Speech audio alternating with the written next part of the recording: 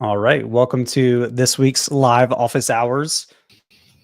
Got some interesting things happening. A lot of fee changes are going down, which is kind of interesting.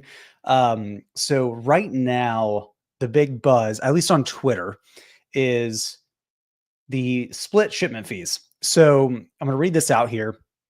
Or actually, let me go ahead and share my screen because I think that's going to be a little bit better for everyone. Let's take a look here.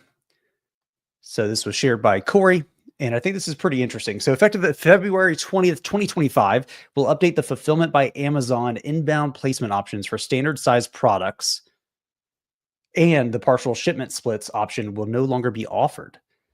Our redesigned fulfillment network now enables faster delivery for standard size products through minimal and Amazon optimized shipment splits. With this change, you'll be able to choose from the two following options: Amazon optimized shipment splits or minimal shipment splits.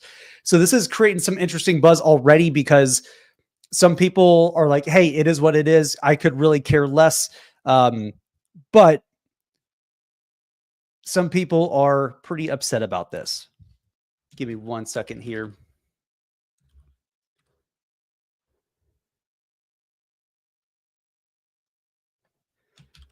Okay, so I had to check something real quick. So this is kind of interesting, right? This is like an interesting thing. Some people's take is it is what it is. Some people's take is, well, actually, this kind of creates a conundrum because basically it's either the minimal splits, so the most expensive option, or Amazon optimized splits, the most labor intensive option. So you're kind of choosing your issue here. And Casey's point here, either way, Amazon wins with minimal splits. Amazon collects a fat service fee for allowing you to send your inventory to a single location. So kind of what we talked about previously, there's a lot of changes happening already. I feel like, gosh, we're what, 3 weeks into the new year. It already feels honestly like 3 months, which is pretty crazy. So things are moving pretty fast. We're seeing a lot of changes happening. We talked previously about the changes coming with the Sharp object packaging issues that are occurring. So there's a lot going on here, a lot of feed changes. And so I think it's super important right now to actually sit down and review these things yourself and understand, what does this mean for your business? Is this a life-altering thing? Is this a minor thing? Does it even remotely affect you or not? Got Casey jumping on here. Sorry, we had a few technical difficulties. So these fee changes are interesting. It's keeping sellers on their toes, but it's one of those things that we know are going to occur. We know things are going to shift around, but it does feel, at least right now, that things are really just basically remodeling themselves. And I think Amazon's trying to figure out the right kind of framework for how to do this in a way that makes sense for everyone. And that's going to cause some weird issues. Sometimes something's going to happen beforehand and then it makes sense later. Sometimes it makes sense immediately. It's hard to tell. It's one of those things where, again, things are moving so fast that we really just have to pay attention, keep on top of these things, and really understand, how is this going to affect your specific business? Yeah, as always, the devil typically tends to be in the details. So got to keep a close eye on stuff like this as it adjusts. You kind of have to maybe adjust, maybe not too much, but yeah, always want to make sure you have your fingers on the pulse there. And yeah, we should be good with our technical difficulties over here, but fingers crossed there. Awesome. So I'm already getting hit up for all the conferences. So that's exciting. I feel like last year it was a lot of last minute stuff, but now I'm pretty much talking to the big three that we're going to already this week. Got another conversation this afternoon. So the three major ones that we'll be attending is actually going to be Miami Seller Conference, Proven Conference, and the AMZ United Conference, which all three we attended last year. They were absolutely fantastic. A lot of things are not being announced quite yet. So for ticket sales, that's going to wait for a while. But what's nice is everybody's getting ahead of the chaos that is conferences, right? There's a lot of details in there, and they're trying to really up the value of these conferences from what I'm hearing, which is fantastic. I think that's great. But there's also a lot of shifting occurring, right? Walmart taking over a lot. You have a lot of your conferences that are heavily focus on Amazon that are starting to kind of open up their doors a little bit. And even in private conversations with some of the bigger Discord groups, different private groups, they're starting to create channels and areas solely for Amazon. But luckily, what we've been saying and recommending, which is it shouldn't be a that or this kind of philosophy. It should be a multi-channel philosophy. They're pushing that in their groups as well, which is good. It makes, lets me know we're on the right track here mentally. But it's one of those things where I think it's very easy for sellers to see that shiny object syndrome, jump over immediately, think it's green pastures, and then realize, oh, wait, there's problems here too. There's always problems. But I think if you understand that you're going to get a lot more velocity on Amazon and a lot more profitability on Walmart at the expense of velocity, then you kind of start to understand, okay, well, if I view this more holistically and I sell on both platforms, try to make the most out of the pros of each one, I'm in a much better position. And so I think 2025 is going to be the year where we really start to see multi-channel becoming the identity. I don't think you're going to be calling yourself necessarily an Amazon seller or a Walmart seller. I think you're going to be a seller. And when we're asking questions, it's going to come down to, well, what channel are you talking about? So I think a lot of things shifting around right now, which is pretty crazy.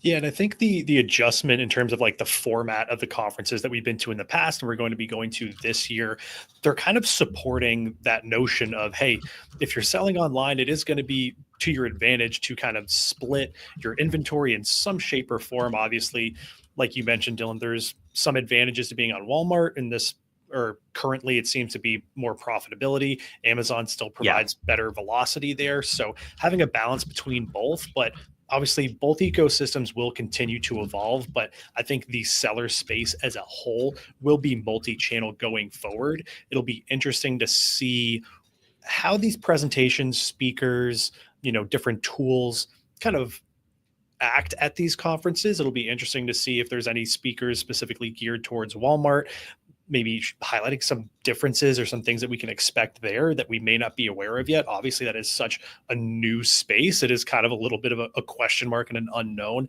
in terms of how they're going to develop over the next year. So yeah, it should be exciting. Conference time is always fun to get out there and get some face-to-face time with you folks. And if there are any conferences that you're going to and you curious if we're going to be there, you think we should, think it was a beneficial conference for you in the past, definitely let us know. We always want to connect with you folks as much as we can, whether it's in person or via the office hours format here in chat, things like that. So yeah, if you have been to a beneficial conference in the past, definitely let us know, because it may not be on our radar and we'd love to just check it out, see if it would be worth our while there as well. Yeah. And one thing to highlight, we've been talking to a lot of Walmart sellers, and there are similarities in certain things, right? So there's a BSR, basically a bestseller rank. But where a lot of sellers tell me they struggle on Walmart is that is also factoring in-store sales. So you can't really rely on it in the same way you do with the BSR on Amazon. And so there's these little subtle nuances you have to pick up and understand and learn. And I think a lot of sellers are trying to push for more similarities based on what they've learned. But definitely a lot there. See, this is a good one, Angel. I read the recent blog post regarding automation, including importing costs. Are there any plans to partner with Sellerboard? So we are trying to talk with Sellerboard. There's no active plans right now, but I think we'll have something for you that will make your life easier. That's for sure.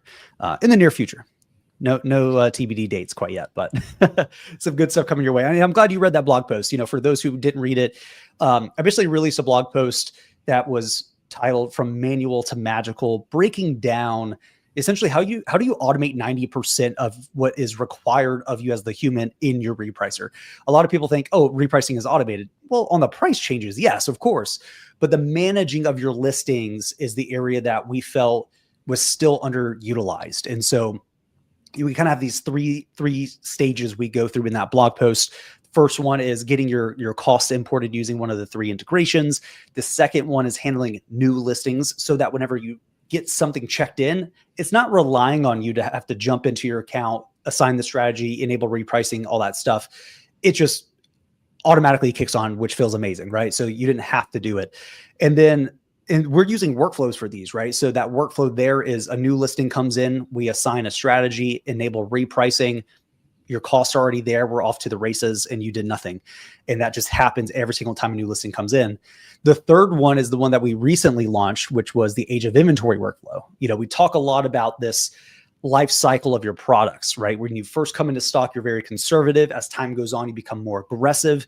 And those are really like 3 stages. And those 3 stages require 3 separate strategies.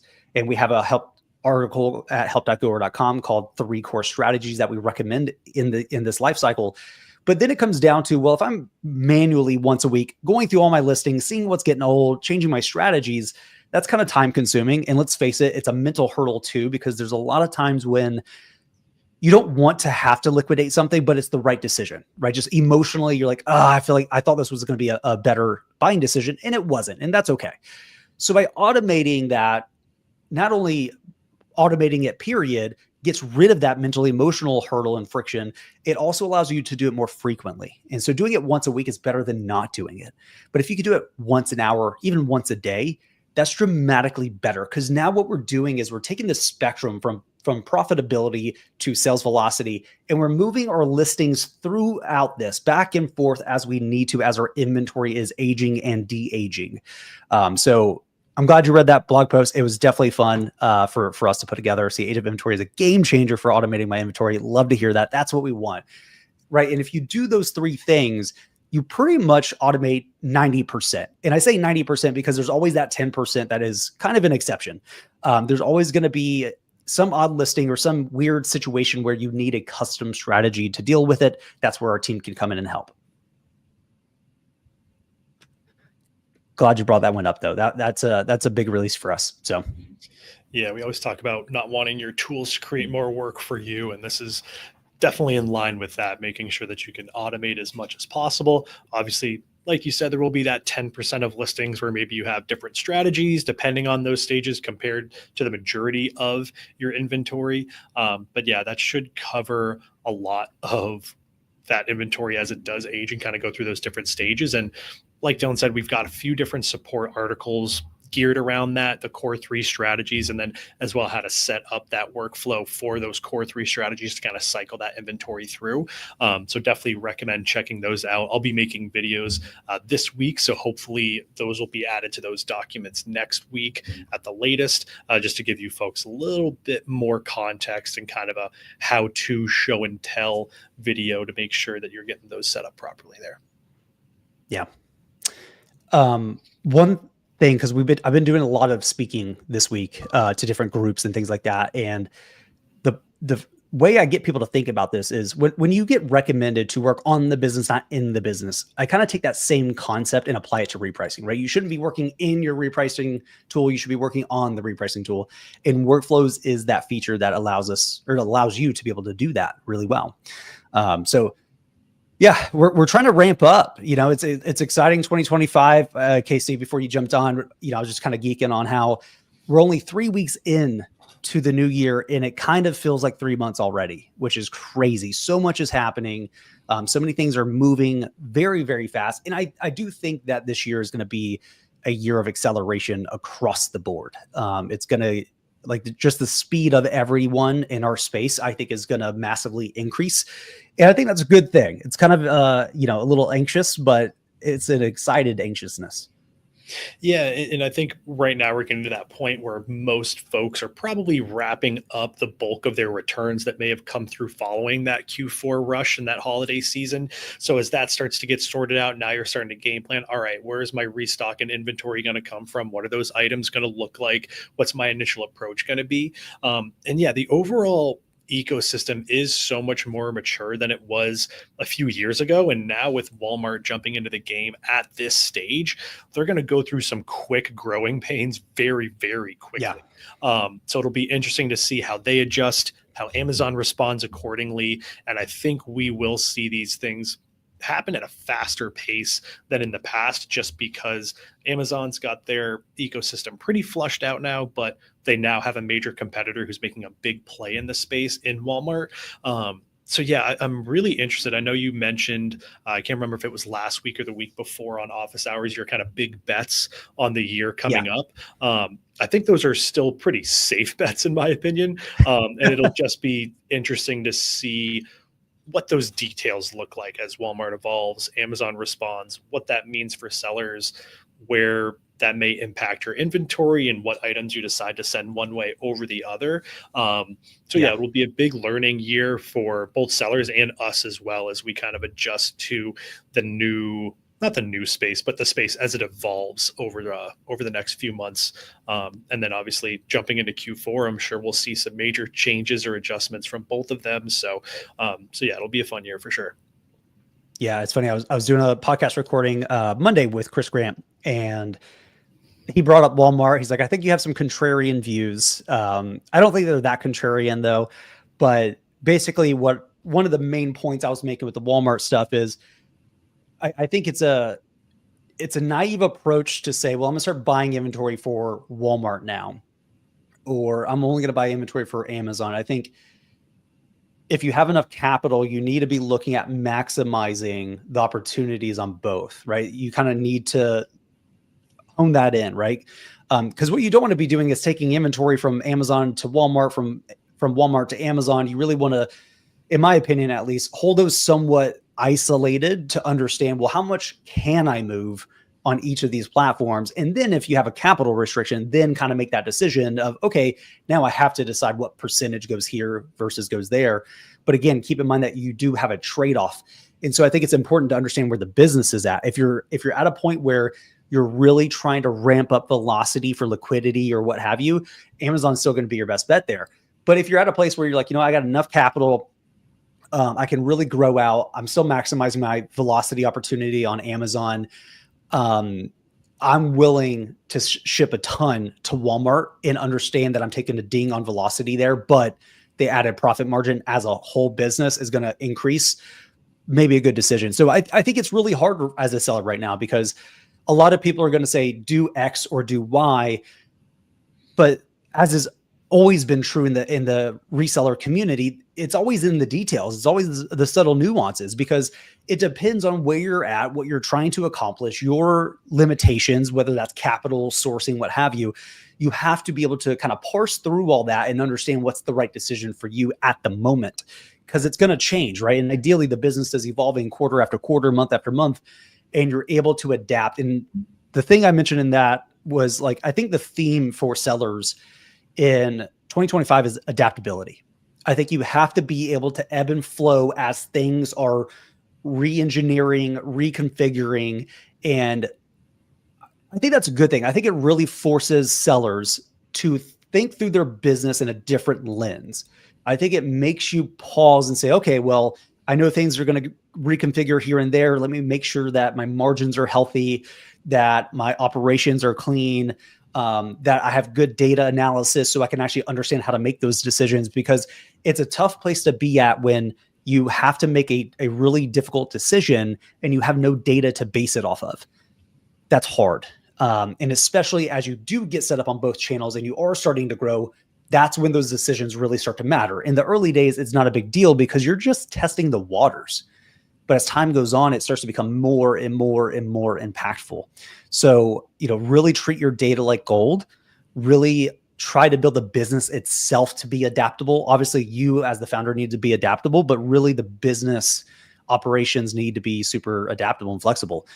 Gone are the days of really cementing this is exactly how it works and how it will always work, and it's rigid. I think the rigidness goes away really, really fast.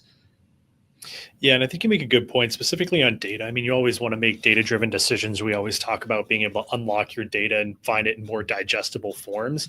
All we really know about Walmart and Amazon is that they both coexist, and profitability seems to be the case on Walmart, velocity on Amazon. But we always talk about, like, things evolve and change so quickly, but things like those big statements around velocity and profitability, those aren't full blanket statements. Everything does also change on a listing to listing basis and can change within seconds.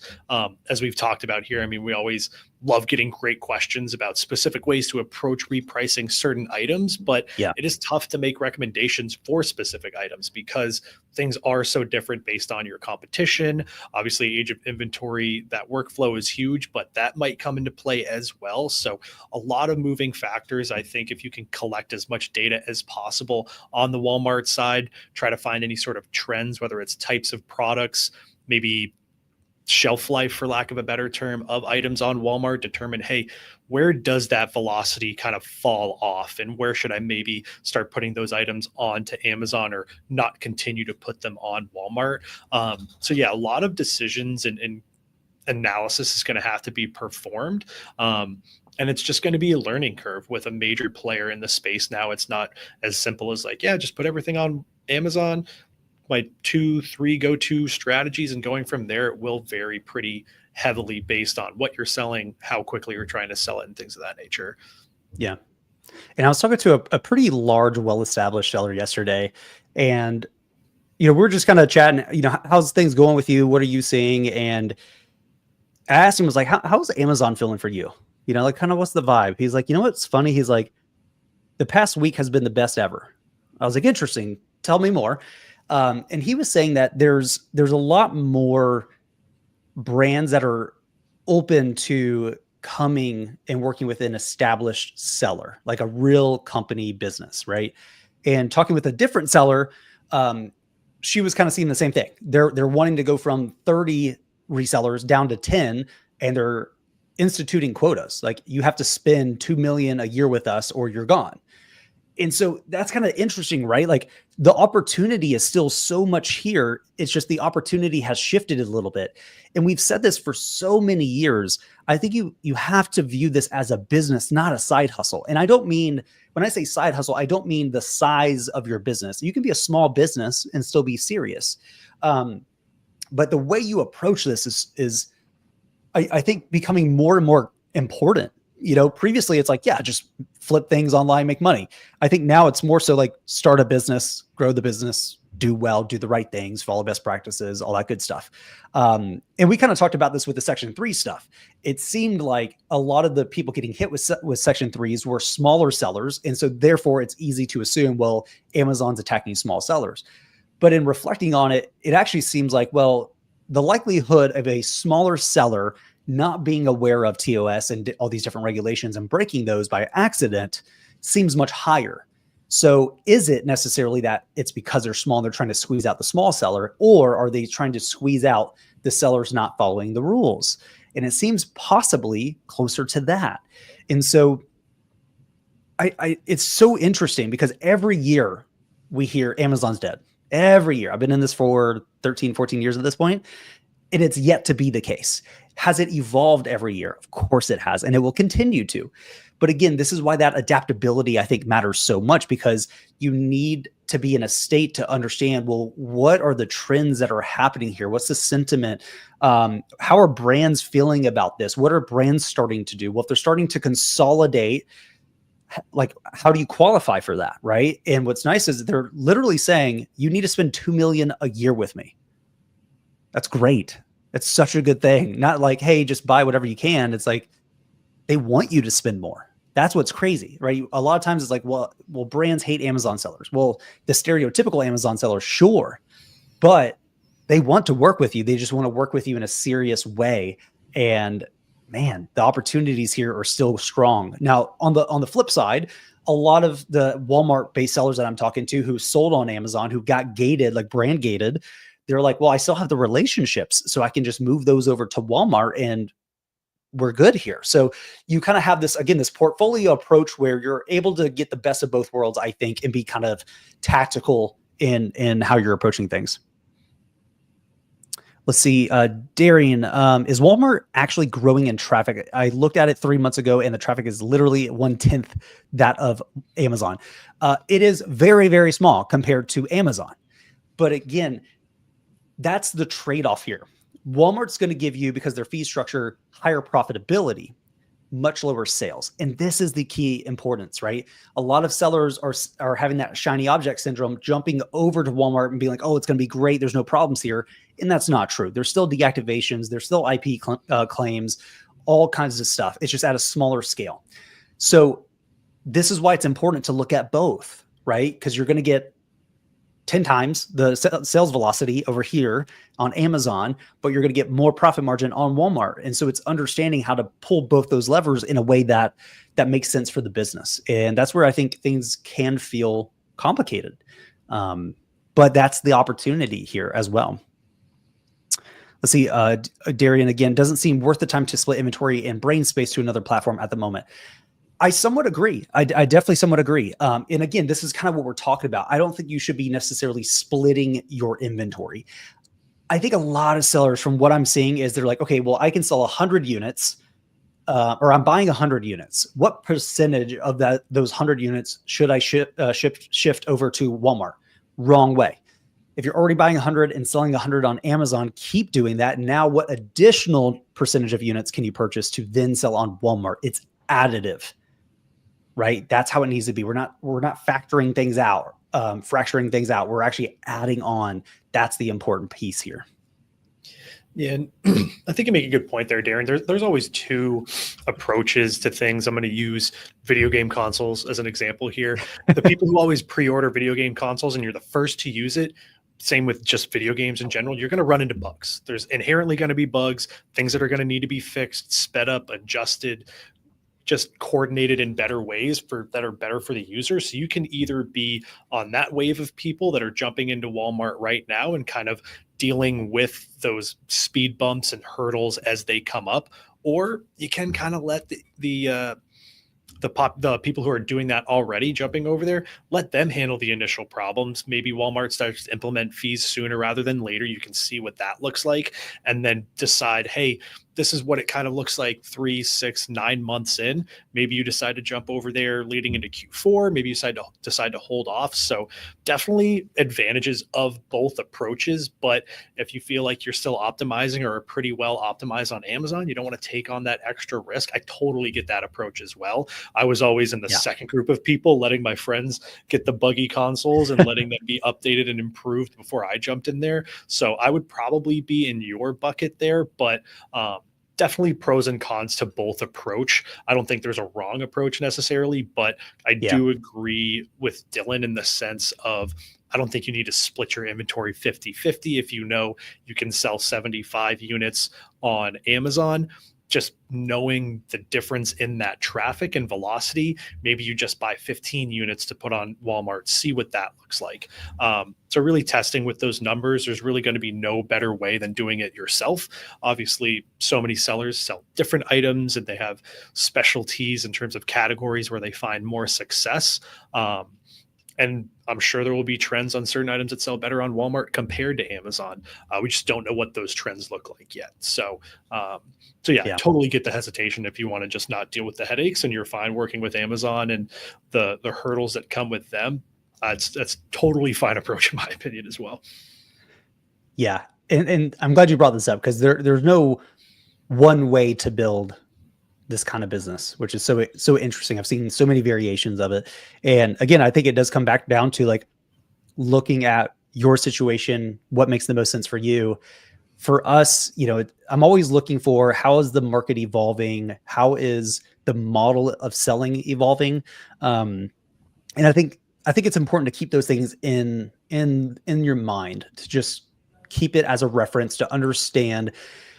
Because I think it was one of the podcasts I was on earlier this week. We were kind of talking about, for lack of a better phrase, like seeing into the future, right? It's like, okay, you don't know necessarily that certain things are going to change, but you do know that things can change. And if you look at the history of things, can you find a pattern, right? And that's why we kind of came to the conclusion that, okay, well, Walmart's going to use unsustainable incentive models, aka fees, to gain traction. Why? Because that's pretty much what every platform that is trying to gain traction does. They're not worried about making money off you quite yet. They're just trying to get to this critical mass of inventory and sellers, while in parallel, they're handling building up the demand side. Eventually that will shift, right? And so it's going to be one of those things where when that shift occurs, a lot of sellers are going to be upset. They're going to be like, oh, what in the world just happened? And we're going to say exactly what we anticipated happening. There's no surprise here. This is just kind of how it works. So it's just good to kind of understand how, where the ripples are going, so to speak. It just kind of keeps keeps you in alignment with that to a degree. Oh, this is an interesting one. I'm curious about TikTok Shop. I think it's following the structure of how commerce is in China. Seems like the future of commerce might be structured around short video form marketing. Thoughts? Great question. And just seeing my social circle, where they buy things or where they discover things. Because I think there's two big things. I know what I want. I go find it on Amazon. I buy it. Then there's discovery, right? I saw this on TikTok. That's the go-to thing in my family.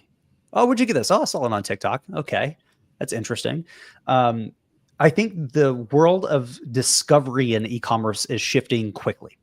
You have companies like Perplexity that are going into e-commerce to a degree. They're partnering up with Shopify, and allowing you to basically be like, hey, I'm kind of looking for something like this, and we'll go and try to find that for you. You can give a bunch of recommendations or limits, and you can actually just say, great, buy it. And it's like, all right, cool. You're hooked up to shop. We have all your information. We don't need anything else from you. That's still discoverability for the most part. But the medium is interesting because I think there is something to be said about the lifestyle aspect of e-commerce marketing, right? When you look at ads that do well, it's a lot of lifestyle stuff, showing it being used, seeing social proof. And there's a big difference in seeing an ad that is static or was created to be an ad versus somebody being like, hey, I like this. Here's how I use it. Let me show you me using this thing. You're like, oh, cool. I could see myself also enjoying that. So there's this aspect of it that I think is hard to beat, to be honest. Now, I don't personally use TikTok because, it's just a never ending infinite feed. So, it's one of those things where I think it's always just going to depend on what segment of the market we're talking about, right? Like there are people that don't use Amazon because they're like, I'm used to going to a retail store and buying what I want. And that's just how I behave. And okay. Now what percentage of people do that? It's obviously a generational thing in my opinion. So in terms of how that works, I don't know, right? It's like it got banned for a handful of hours and then got brought back. So, my biggest concern for the TikTok ban was basically e-commerce. How is it going to affect e-commerce? Because a lot of your ad spend is going towards TikTok, either in sponsorships or true ads. So, happy to hear that it came back from that perspective. But I don't know. Things are going to continue to evolve. You have AI avatars getting created now.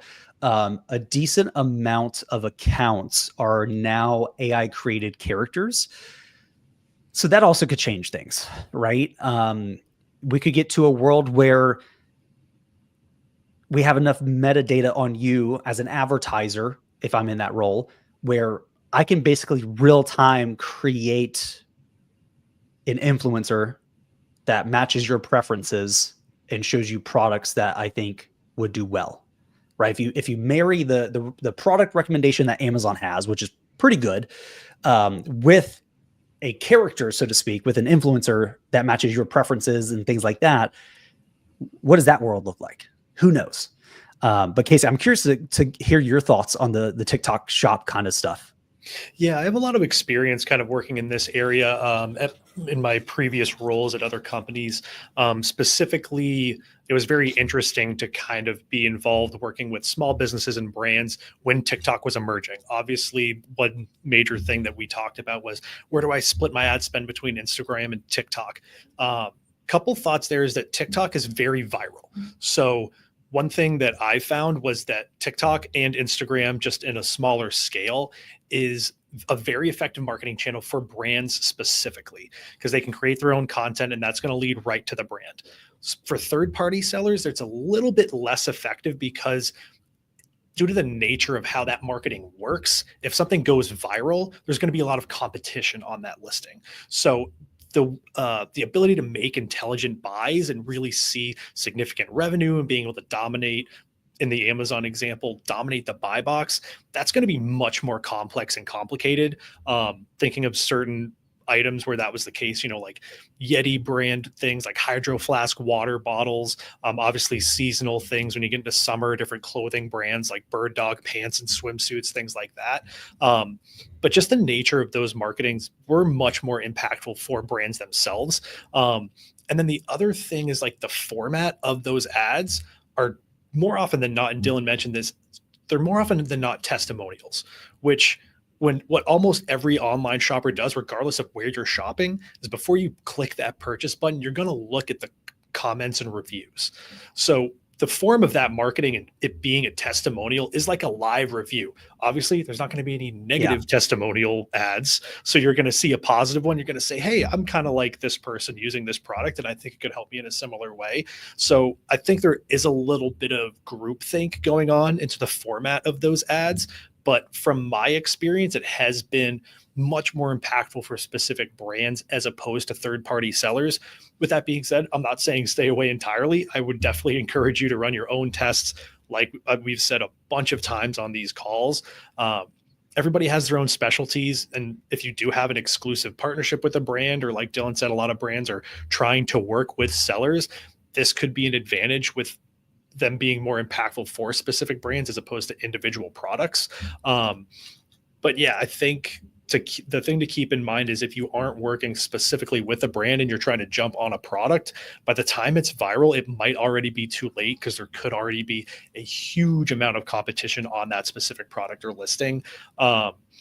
But yeah, it was really interesting to be involved in that space when TikTok was taking off, because you would see folks with 5 to 10x the amount of views on TikTok compared to Instagram.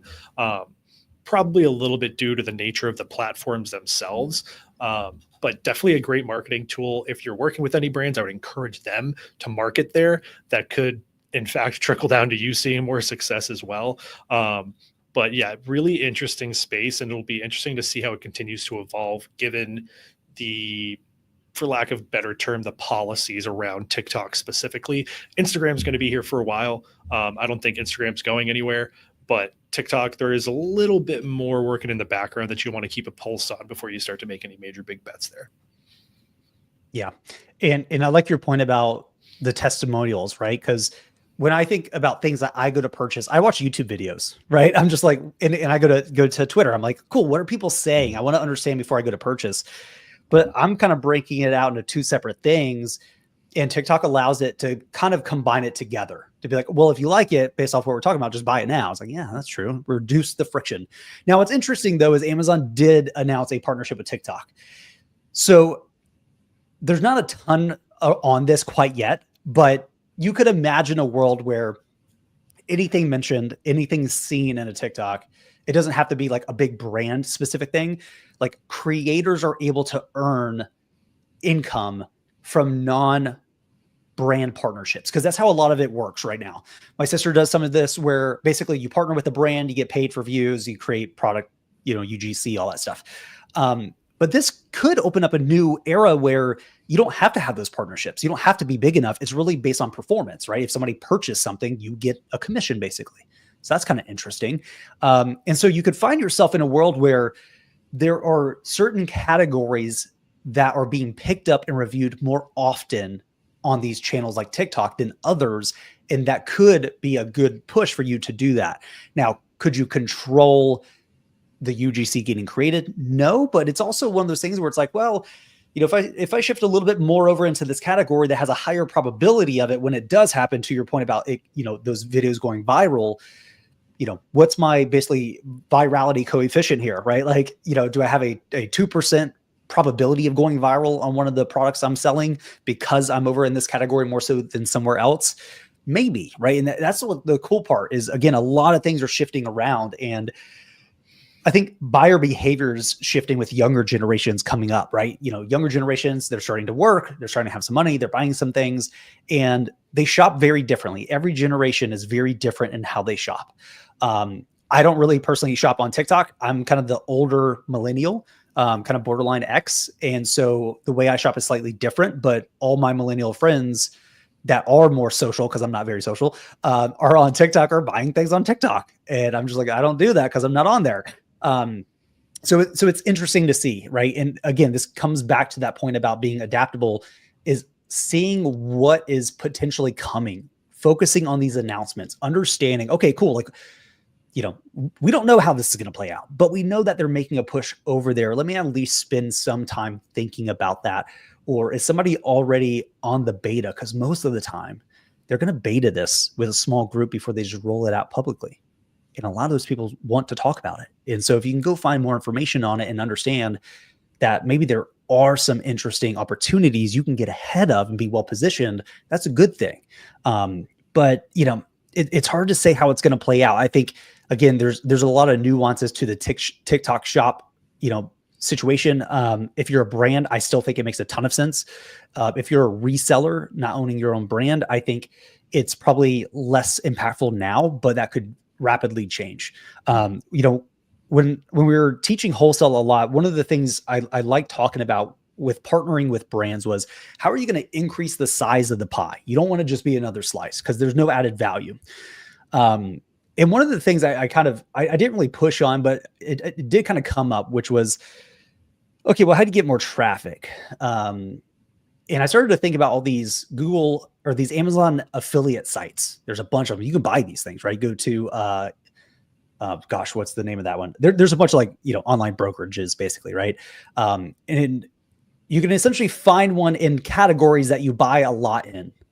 And all these sites do is they rank really well on SEO, and then they link back over to Amazon for you to buy products. They do like the best grill thermometer of 2025, right? They rank for it, get a bunch of clicks, a bunch of sales, they get commission. What would happen if you bought one of those or built one of those in a category you're going deep in?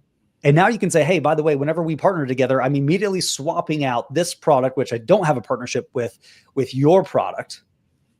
And now I'm going to be able to send traffic to the listing and increase the size of the pie. It's a very similar kind of concept here. Is there a way to where we could use something like a TikTok shop while working with brands to help gain more exposure? A lot of what you do with the actual linkages there is you point it to your actual listing. So not just the regular Amazon listing, you point it to your product. So you're not, helping other sellers get theirs. Could you do something similar like that and say, okay, well, I'm going to work with this brand. They have a really good product. They're doing no UGC. Maybe I'll help them with that. I don't know. Right. And so again, these opportunities, you really have to view them more holistically outside of just, can I get sales there? It's in what way could I use this? Is it a traffic play? Is it a pure sales play? What makes sense here?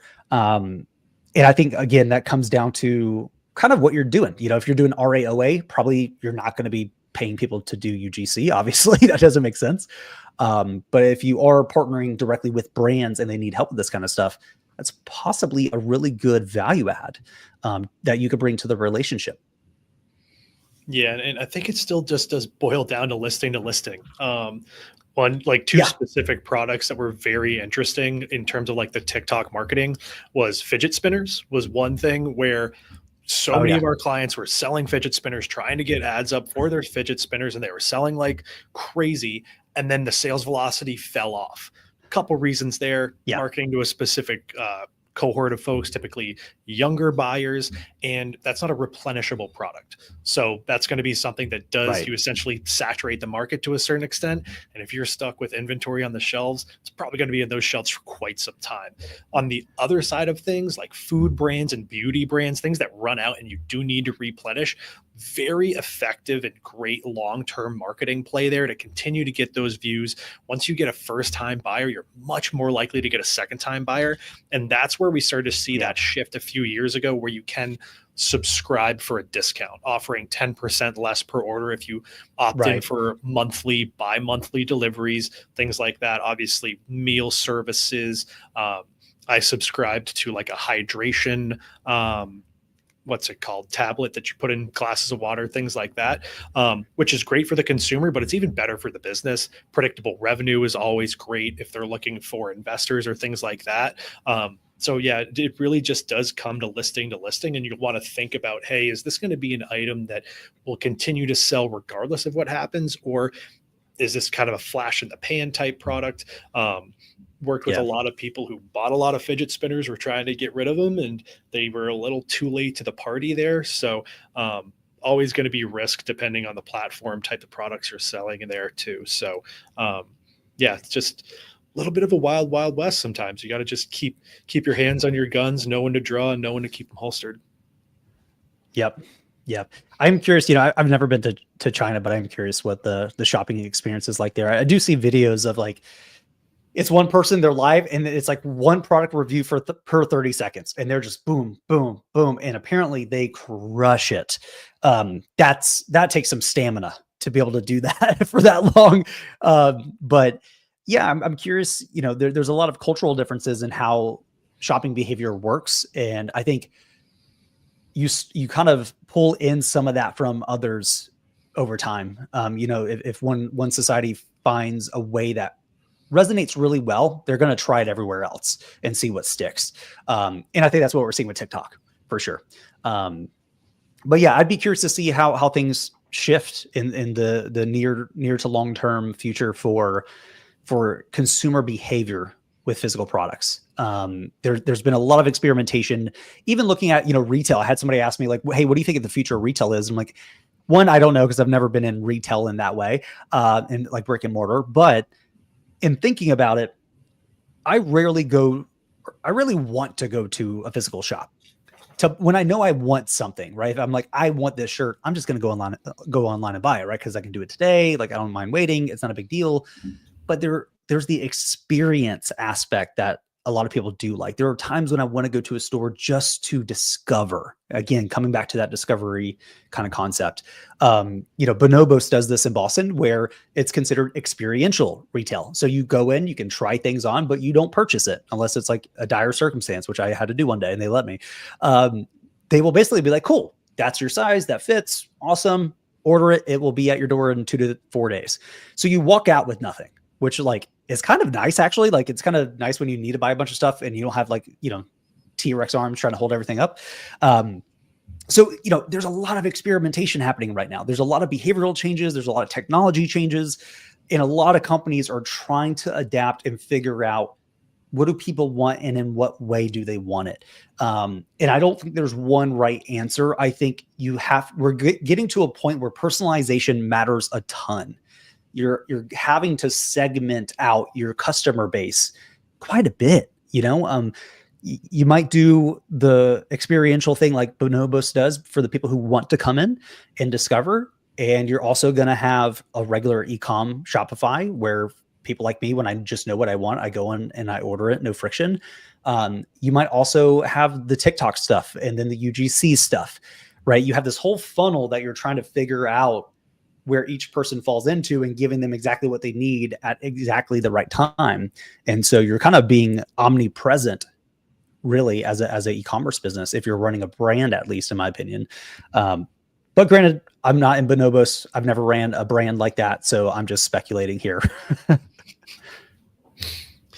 Yeah, it was interesting. I did a lot of in-person shopping for Christmas this year, but don't really have any big bets or predictions on retail and where that's headed. One major thing I saw in general was obviously online. You kind of get that initial discount for signing up with your email or your phone number. Now, especially around the holidays, a lot of brands will give out those same discounts just for shopping in person. So the only benefit to you there is there's not an email required to just grab something off the shelf for that discount. Other than that, don't really have any real major insights or predictions there. That's just one big trend I've seen over the last couple of years. But yeah, it's just like a different form of shopping. I mean, shopping online, people are going to go through reviews like YouTube videos, testimonial marketing. It's just very different. I think you probably get a lot more impulse buys online. In person, you kind of get to feel it, touch it, try it on, all those different things. But yeah, it's an interesting space for sure. Yeah, and it's funny, we really don't talk about this that often in the reseller space because Amazon handles the demand for us. We just focus on the supply side. But I think it's good. I think it's good to be talking about these things and thinking about these things and trying to understand how they work and see if there's any value to you pursuing any of these for your resale business. And sometimes there are, right? Like, I mean, a lot of resellers don't run pay-per-click ads on Amazon. And I think in some cases you should, especially if you're doing wholesale, you should absolutely be looking at that because you can increase sales. But a lot of sellers just say, well, I'm just going to, fill the demand. It's like, yeah, but you can increase the demand by 20, 30, 40%. Why not? Right. You have access to all the supply there. So definitely good things to be looking at. let's see. Jeffrey, hey guys, I have a repricer question. Is there any way to create a yo-yo strategy with Aura where price will go to max every so often for a few minutes and then back to competition? So yes, the way we really recommend doing this is using workflows. So what you're going to do is you're going to create a workflow. You're going to trigger that event on a schedule, whatever schedule that makes sense. So if you want to do it once a day at midnight, whatever.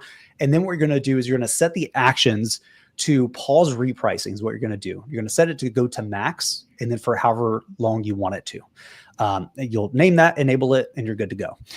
If you're using Maven, Maven will do a lot of that for you in a better way. So more behavioral. And what I mean by that is it's understanding when I can raise my price versus when it doesn't necessarily make sense.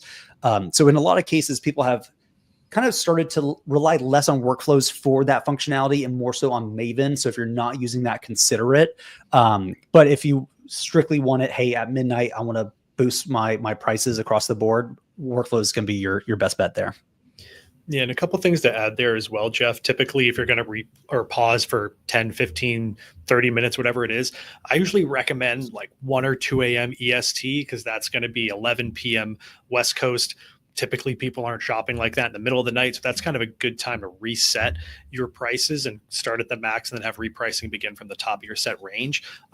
Secondly, if you do decide to go the workflows route, but you do have listings assigned to Maven, Maven has that option to auto calculate the optimal max price for you. If you're using that, Aura won't be able to set you to that max price during that pause. It does require a hard figure in order to do that function. So if that is the case, you'll either want to have that max price set based on an ROI percentage or set a manual max in that case. If it is just an optimal max, since that figure does fluctuate based on the listing and the time of day, things of that nature, it won't be able to actually put you at that max. So just a couple things I wanted to point out there. Nice. See, Brian, good to see you. I was just emailing back and forth with you. Welcome to Aura, new user. Does Aura work on a SKU basis or an ASIN basis? If I have 2+ SKUs for the same ASIN, will pricing be adjusted against my own items? Casey, I'll let you handle that one. Yeah, Brian. So Aura does work on a SKU basis. If both of your SKUs for the same ASIN are within the same marketplace, so if you're just selling in the US and you have 2 different SKUs there, Aura will automatically remove yourself from your own competition. So that way your own listings won't work against each other. You won't have any sort of price tanking with them working against each other. It'll essentially consider your other listing as, for lack of a better term, non-existent, and will just compete with the other folks on that listing and SKU there. Nice. See, Darian, AI influencing will pop off once we get AI generated videos hammered out. Yeah, and we're pretty close. So I watched this space pretty closely, and there's been a lot of, at least of lately, there's been a lot of videos where I'm like, I would not have guessed that was AI. That was actually pretty impressive. So yeah, I think we'll get there pretty fast. And we're already seeing a lot of this on the image side, less on the video side. Video is a little bit harder, but you're seeing a lot of AI influencers on Instagram and stuff like that. And it's also kind of hypey. There's a lot of people that are like, I make $5,000 a month with my AI influencer person, and this is great. And some of that is like, hey, buy my course. So like, take that with a grain of salt. But I'm starting to see some of it, which is kind of interesting. See, yes, that's great. I'm doing used books, so I buy them at different times. Yep, totally makes sense. Nice. Yeah, and one thing awesome. I do recommend. Go ahead. Yeah, I was just going to say, if you are selling books, specifically used books, I do typically recommend manually setting your min and max prices just because that buy cost fluctuates pretty significantly. And that buy cost doesn't always correlate to a consistent ROI. So if you are using those auto-calculated mins and max prices, it's probably not the best way to go. I would recommend setting those prices manually. If you do have a lot of inventory, I would recommend using uploads to set those min and maxes in bulk. Obviously, costs are optional, especially if you are setting those mins and maxes manually. If you'd like to still put them in there so your metrics are accurate, definitely feel free to do so. But you'll want to use the uploads to do that in bulk and as efficiently as possible there. Nice. Yeah, I'm working on that now. Love it. Love it. That's good stuff. Yeah, appreciate you giving us a try here, Brian. I know you started your trial today, so that's exciting. Yeah, it's funny. I feel like a lot of the sentiment has hate to say sentiment, the vibe, for lack of a better term, has been shifting around a lot for sellers as of this last quarter, right? Q4 was very interesting. A lot of things happening at once. One, Q4 is just crazy as a whole. Then you get Section 3s coming out. Then Walmart starts to push pretty heavily. And so it does feel like a lot of sellers are getting possibly overwhelmed at the amount of changes that are occurring in the broader industry, so to speak, right? Not just Amazon, but looking at just reselling as a whole. And it makes sense. But my biggest piece of advice on this is, again, be adaptable, take it with a grain of salt, understand that things are going to be fluid for a while. And they've always have been, right? It's just we're speeding things up. And I think we get to a point very quickly where platforms start to compete for your inventory. That's a good place to be in. Previously, that has not been the case. It's either you sell here or you don't. And like you're playing by our rules. And I think a lot of that's starting to change. And I think if you can stick this out, you're in a really, really good position. Somebody on Twitter said it more eloquently than I can, but was basically saying the same thing. Like, listen, I know things feel kind of crazy right now, but I promise you, if you stick with this, you'll be eating good for a while. Like you'll be fine, like, and I think I completely agree with that. It really comes down to, are you going to stick with it? Are you building a real business here? And if those things are true, I think you're going to be fine. But you really want to view this with long-term perspectives. Amazon's not a short-lived get rich quick thing. You're building a real business here, and that requires longevity. So if you can commit to a handful of years, especially if you're brand new, commit to at least a year or two. If you can commit 2 years to figuring this thing out, I think you're in a really good position compared to everyone else who's just going day by day by day. Having that long-term perspective is going to help you make far better decisions in the long run. Cool. So I know we got a few more minutes left over here. So if there's any last minute questions, we're happy to dive deep into anything. Appreciate everybody making their time. And if not, we'll wrap up for time, but we're definitely here. Make sure we can answer any questions you guys have, dive into any subjects that are on your mind. Yeah, and always happy to have a subject to kick off next week as well. So as things start to pick up following all those returns in January, if there's anything top of mind as you start to get back into the swing of things, definitely feel free to comment, come into chat anytime during the week, and we can use some of your ideas or thoughts or questions to kick off the next section. We usually like to have some sort of topic for the first 10 minutes or so to get us started before those questions start coming in. So never hesitate to give us any sort of guidance on what's going to be helpful for you. Yeah. And I know Casey and Finn are starting to, create more support documentation there. That's one thing we really like doing. Casey's creating a bunch of additional videos. So this new age of inventory thing that we're talking about, and a lot of people are talking about online, we have help desk articles for that, but we're starting to create some videos that walk you through kind of how to think about it, how to create it using best practices. The way we have you create those is very simple, which is nice, but understanding how it works is super important to make sure you're getting the most out of it. It's funny, every podcast that I've gone on when I talk about the release, they're like, wait a second, I didn't know it could do that part. They're like, I'm doing that right after this. So people are really enjoying it. So if you want to be able to automate 90% of your Aura account, you can do that now. So very exciting times. Awesome. So we'll wrap up here for time. Appreciate everybody making the time. We do this every Wednesday from 2 to 3 p.m. EST, live office hours, no format, like Casey was saying. We show up, we geek out, we answer any questions you have, and just make sure that we're providing value to you, make sure that you have a time to come in and just have a conversation with us. Obviously, don't wait. If you have questions about repricing, jump into live chat, talk with Casey, talk with Finn. If you're brand new to Aura, and I know a few of you here are because I recognize your names, please reach out and schedule an onboarding session. It's one-on-one. We're in your account looking at your data. It's about 20, 25 minutes. It's completely free. It just allows us to give you the confidence that the way you set it up is going to lead to the best possible results. But with that, we'll let you get back to the rest of your week, and we will be here again next Wednesday at 2 p.m. EST. Casey, see you later.